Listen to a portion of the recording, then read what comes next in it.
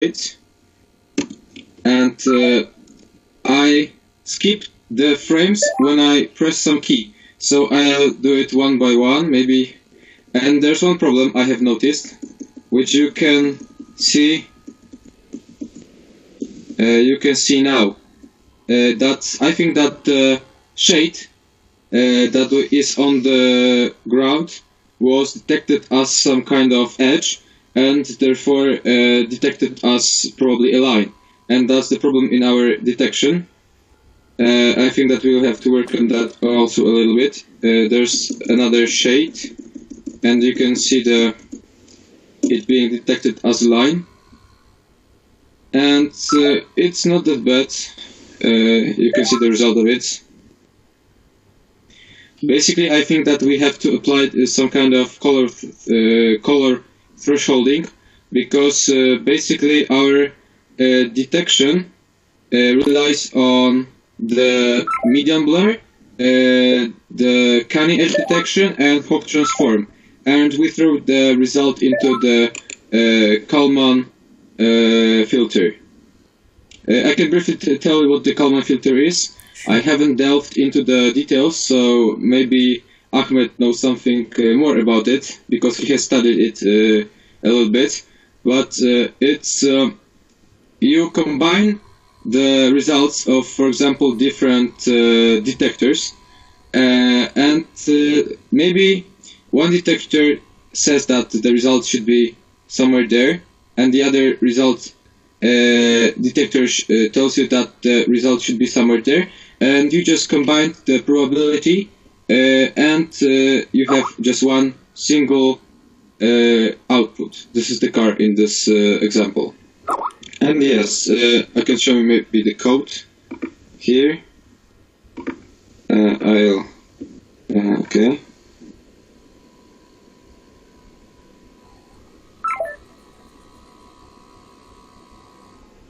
It was okay. Yeah, so basically we applied the median blur, then we applied the canny edge detection, and later on we applied the Hawk transform for the points that were detected as edges. And you can see the result. You could see the result of it. I think that Prashant Sukla showed you the result of applying this algorithm on the night video, and the result was quite good for that part. Maybe you have any questions? Okay, so according to you, the right now the problem is it's also detecting shaded line as road lane. Am I right? I mean the shades, yeah. The shades. Yeah, true. Yeah.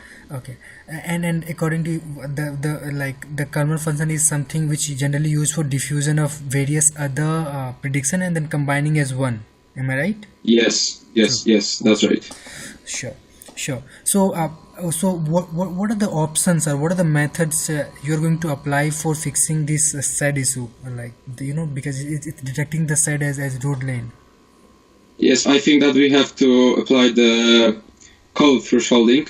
Okay. It can be a white color, a very white threshold. Mm-hmm. I think we just have to discard all the things that are dark, or all the things that are not yellow or white, because as you could see, the shade was quite dark and it was detected as an edge, as a lane line, and that's a problem.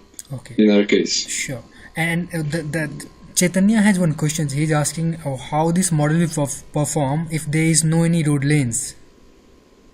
If there's no road lanes, that's a good question, actually.